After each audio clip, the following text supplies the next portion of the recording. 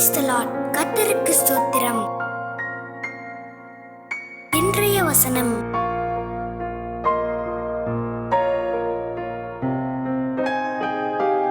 உபாகமம் 24:14 மற்றும் 15 வசனங்கள். உன் சகோதரரிலும் உன் தேசத்தின் வாசல்களிலுள்ள அந்நியரிலும் ஏழையும் எளிமையுமான கூலிக்காரனை ஒடுக்காயாக.